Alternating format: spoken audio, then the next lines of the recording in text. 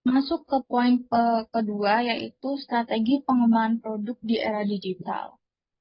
Untuk pendahuluannya, perkembangan teknologi digital telah mengubah paradigma pengembangan dan pemasaran produk secara fundamental. Di era digital ini, strategi pengembangan produk tidak lagi hanya mengandalkan pendekatan konvensional, namun juga harus mampu menyesuaikan diri dengan perubahan perilaku konsumen, kemajuan teknologi, dan intensitas persaingan pasar yang semakin tinggi. Di sini ada keterlibatan konsumen.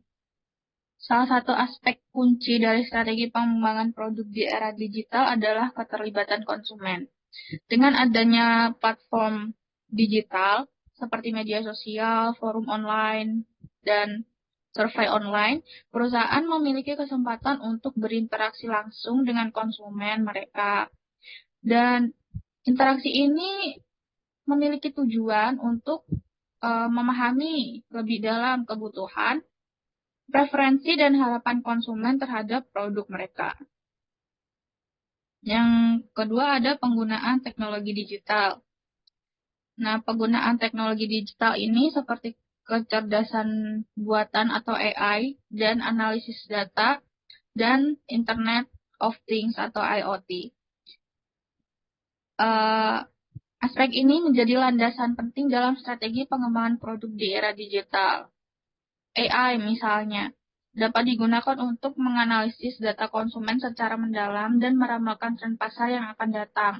Sementara IoT memungkinkan perusahaan untuk mengumpulkan data langsung dari produk yang terhubung internet, memberikan wawasan yang berharga tentang penggunaan produk dan preferensi konsumen.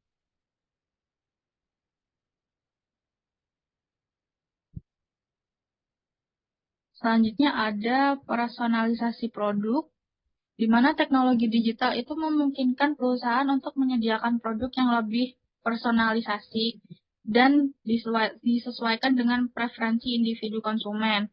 Dengan menggunakan data konsumen yang dikumpulkan melalui platform digital, perusahaan dapat menciptakan pengalaman belanja yang lebih personalisasi dan relevan. Nah, personalisasi produk ini dapat meningkatkan keterlibatan konsumen dan membangun loyalitas merek yang kuat. Selanjutnya ada pengembangan produk berbasis data atau analisis big data. Nah, analisis big data ini memainkan peran penting dalam pengembangan produk di era digital. Dengan menganalisis data konsumen yang besar dan beragam, perusahaan dapat mengidentifikasi pola-pola yang tidak terlihat sebelumnya, memahami kebutuhan pasar yang tersembunyi, dan mengembangkan produk yang inovatif dan sesuai dengan pasar.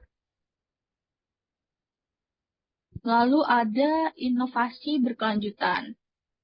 Strategi pengembangan produk di era digital harus mampu mengakomodasi perubahan yang cepat dalam teknologi dan pasar.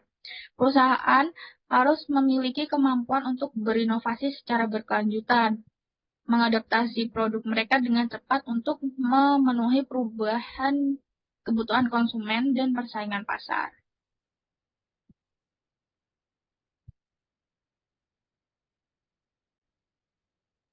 Selanjutnya ada eksplorasi big data dalam inovasi produk. Big data telah menjadi suatu kekuatan transformasional dalam dunia bisnis modern.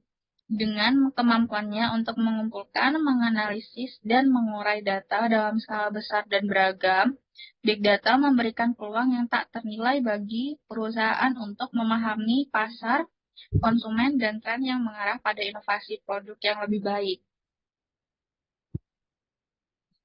Nah, di sini saya akan mengeksplorasi bagaimana perusahaan dapat memanfaatkan big data dalam inovasi produk dengan fokus pada pengumpulan data, analisis data, pengambilan keputusan berbasis data, pengembangan produk yang berkelanjutan, dan pentingnya keamanan data.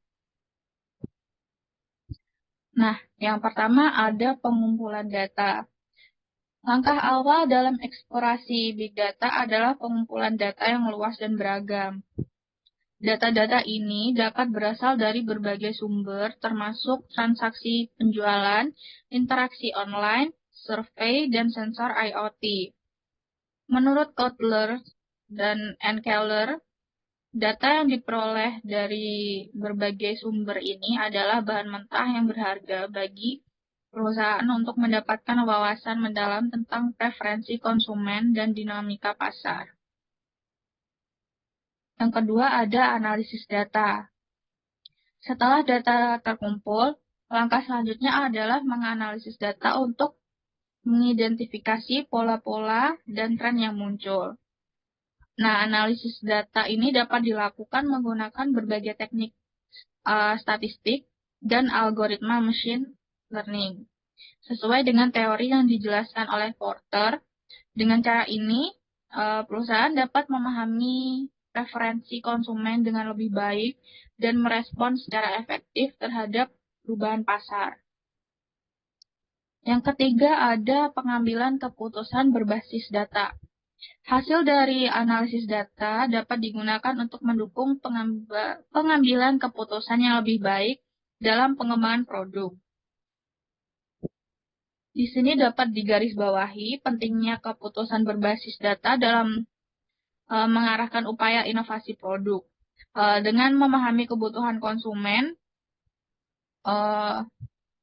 dan tren pasar yang teridentifikasi melalui analisis data, perusahaan dapat mengarahkan upaya inovasi mereka dengan lebih efektif dan mengembangkan produk yang lebih sesuai dengan pasar. Yang keempat, ada pengembangan produk berkelanjutan.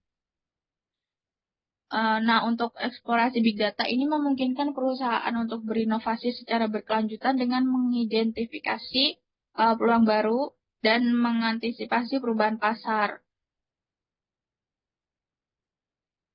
Menekankan pentingnya Big Data sebagai sumber wawasan yang berkelanjutan dalam pengembangan produk. Dengan menggunakan Big Data ini, perusahaan dapat terus mengembangkan produk yang relevan dan kompetitif di pasar yang terus berubah. Memastikan bahwa mereka itu tetap bisa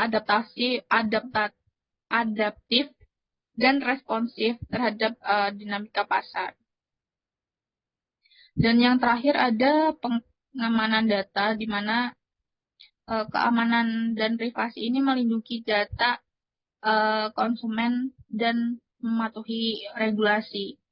Di sini tuh penting untuk dicatat bahwa penggunaan Big Data juga membawa resiko terkait keamanan data. Di sini dapat digarisbawahi perlunya langkah-langkah yang tepat untuk melindungi data konsumen dan menjaga privasi mereka. Dan di dalam era ini, di mana privasi data semakin penting, perusahaan itu harus mengambil langkah-langkah yang tepat, seperti penggunaan teknologi enkripsi, dan mematuhi regulasi privasi data yang berlaku.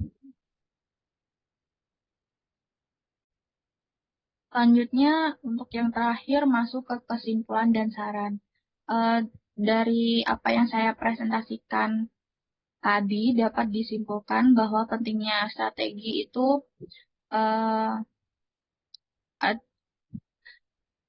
bahwa pentingnya strategi analisis pasar itu tergabung dalam pemahaman tren pasar, pemanfaatan teknologi, media sosial, dan big data. Dan untuk mencapai kesuksesannya, dapat melibatkan adaptasi yang cepat dan inovasi yang berkelanjutan. Serta saran dari saya, yaitu untuk pada strateginya itu lebih baik menggabungkan analisis tren pasar, teknologi dan media sosial, dan big data untuk daya saing di pasar yang dinamis. Sekian dari saya. Apabila ada salah kata yang kurang berkenan di hati penonton, saya mohon maaf yang sebesar-besarnya. Saya tutup. Wassalamualaikum warahmatullahi wabarakatuh.